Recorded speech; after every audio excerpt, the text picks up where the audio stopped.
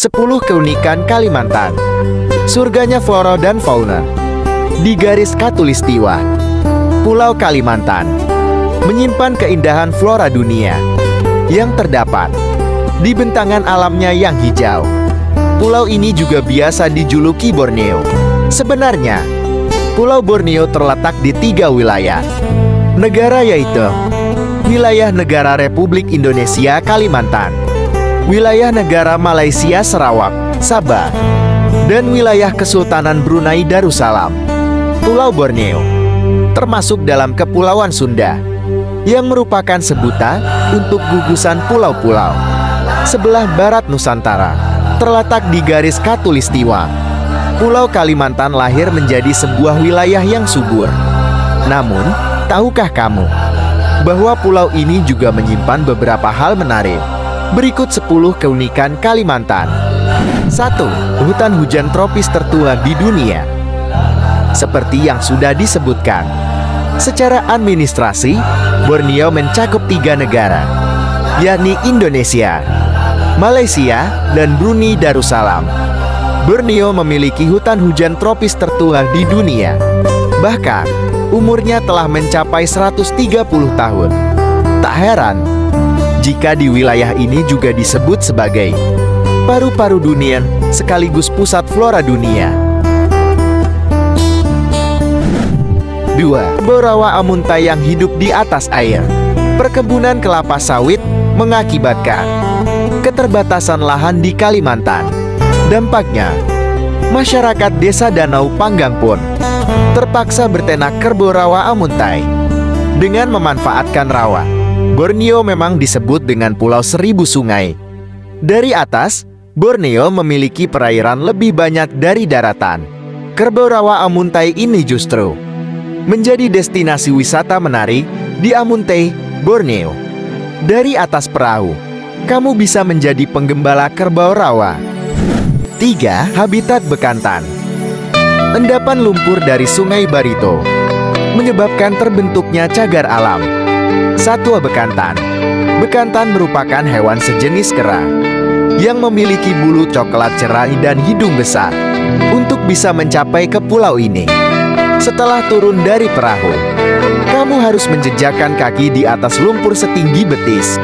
Wilayah ini juga dinamakan Pulau Kaget, karena saat memasuki lokasi, ada banyak bekantan yang saling bersahut-sahutan.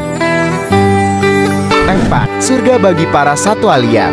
Taman Nasional Sebango menjadi tempat tinggal orang utan yang kini makin punah akibat pemburuan liar manusia. Untuk mencapai lokasi ini, kamu harus menapaki jalanan beraspal hingga jalan tanah berdebu dengan pemandangan hutan lebar di sepanjang kanan dan kiri jalan. Tak hanya berjalan kaki, kamu juga harus meneruskan perjalanan dengan menggunakan perahu untuk sampai ke lokasi tersebut. 5. Rumah suku Dayak yang bisa ditinggali puluhan orang. Rumah Lamin merupakan bangunan rumah kayu tradisional yang umumnya berbentuk rumah panggung. Rumah ini merupakan rumah tradisional suku Dayak.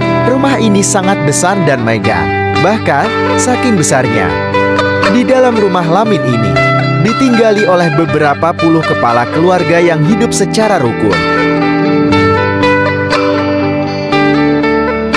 6. Tempat penangkaran buaya terbesar di Indonesia. Desa Teritip Balikpapan merupakan tempat penangkaran berbagai jenis buaya, mulai dari buaya supit hingga buaya air tawar yang terbilang buaya langka. Buaya-buaya ini dibesarkan di dalam puluhan kandang di lahan seluas 5 hektar. 7. Masjid terbesar dan termegah kedua di Asia Tenggara. Masjid Islamic Center Samarinda MECE merupakan masjid terbesar dan termegah kedua di Asia Tenggara. Bangunan masjid ini berdiri kokoh dengan balutan warna oranye dan beberapa menara. Lokasinya kurang lebih 2 km dari Jembatan Mahakam. Menara yang menghiasi MECS ini terinspirasi dari menara Masjid Nabawi di Madinah, sedangkan kubahnya terinspirasi dari kubah utama masjid di Istanbul, Turki. 8. Asal-usul nama Samarinda. Nama kota Samarinda bukan diambil dari kata sama dan seorang gadis bernama Rinda, melainkan dari kata sama dan rendah. Nama tersebut merujuk pada lambang sama tinggi antara rumah satu dan rumah lainnya. Dan tidak ada perbedaan derajat. Sebelum dikenal dengan nama Samarinda, kawasan ini termasuk dalam kerajaan Kutai Kartanegara. 9. Tradisi telinga panjang wanita Dayak. Wanita di suku Dayak identik dengan telinganya yang panjang. Meskipun tradisi tersebut mulai hilang, tetapi generasi tua masih tetap melestarikan tradisi ini. Proses pemanjangan kuping telinga para wanita Dayak dilakukan sejak bayi. Tradisi ini menjadi bukti adanya tingkat sosial seseorang dalam masyarakat Dayak. Semakin panjang telinga, maka kedudukannya semakin tinggi atau berasal dari kaum bangsawan. Pemanjangan cuping dilakukan dengan pemberat logam lingkarai, gelang berbentuk gasing. 10.